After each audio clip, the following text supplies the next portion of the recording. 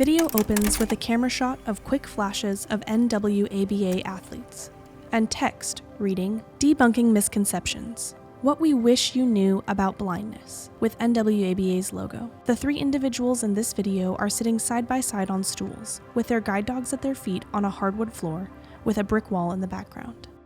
Welcome to our Perspectives on Blindness Etiquette video. Text appears that reads, Kirsten French, Senior Programs Manager, NWABA. My name is Kirsten, and I'm about 5 feet tall. I have long brown hair. I'm wearing a light blue t-shirt, and at my feet is my female yellow guide dog, Nightly. And I'll pass it on to my left. Text appears that reads, Sherry Chauvin, Senior Operations Manager, Nike. Hi, I'm Sherry Chauvin, and I'm about 5'7". I have brown hair and brown eyes, and at my feet is my yellow Labrador Retriever named Haviland. Text appears that reads, Lillian Goodman, Payroll Specialist, NWRESD. Hi, I'm Lillian Goodman. I am about 5'4". I have long reddish-brown hair and blue-green eyes, and at my feet is my guide dog Spinoza, who is a Golden Retriever Lab Cross. Knowing that vision loss and blindness is one of the lowest incidence disabilities, for a lot of people, they haven't ever met someone who's blind or low vision before. And that can often lead to a lot of misconceptions. What are some common misconceptions you often come across, and how do you like to address these misconceptions? I think for me, one of a big one is that they assume that if you're blind, you don't see anything. Mm-hmm. And so, they don't realize it's a spectrum. And so I think the way that I kind of do it is I kind of educate and try and explain, what I can see, and, kind of just educate them. I was thinking about how, and I like how at the beginning you said, Kirsten, that everybody has a different experience. Mm-hmm. Because for me personally, I often feel like people are asking or trying to do things for me, mm-hmm. and not asking, assuming that they need to help me with something that I'm perfectly capable of doing, such as opening a door, right? Those are things that we do 100 times a day. Yes. And sometimes it's just being polite, but yes. I've seen people go completely out of their way to do it, and it actually causes, an issue with the dog, because the dog knows exactly how to approach a door safely, etc. So I think just the assumption that we need help with every active daily living, and just to know that we're perfectly capable, right? Yes. We can do the same things as anyone else for the most part. We just do them in a different, slightly adaptive way, right? So those are really important things for me.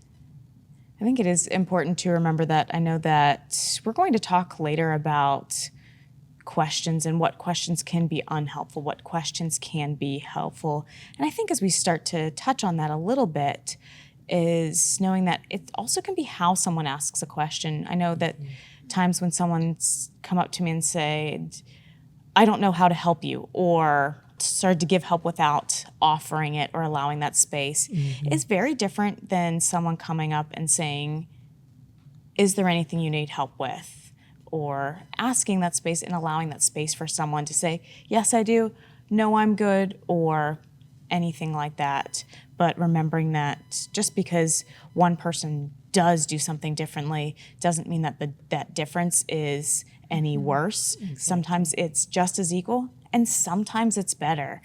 I think it can be helpful sometimes to remember sometimes the ways that someone with vision loss does something sometimes can be better. Sometimes it can be quicker, sometimes it's a little slower, sometimes it's different, but we can all, instead of looking at it from someone's doing something different, that must be hard, that must be worse, to say, hey, maybe I can learn from that, or maybe I can just give that space for each of us are going to do something different. Something I know I experience a lot is someone assuming that I don't work. There is a huge statistic around blindness and underemployment and unemployment that can't be ignored in any way, but we also can't assume that just because we see someone who's blind or low vision that it's an automatic, I assume you don't work, or I assume you have a lower position that you do. I might be in a situation and someone says, oh, I'm sorry you lost your job. And it's, oh, actually, nope, I didn't. I work full time. Or is assuming that anybody else around me must be the one in charge because they see first my blindness and not giving any space to say who's in charge or who is the person the point person, or anything else that might be a more typical question. So as we wrap up our time here, we want to leave everyone with that reminder to connect with each other, to stay open-minded, and to remember what brought you here, to help build those bridges and connect and empower everyone to help continue to build a community where everyone's engaged. Video ends with a camera shot of quick flashes of NWABA athletes and the NWABA logo.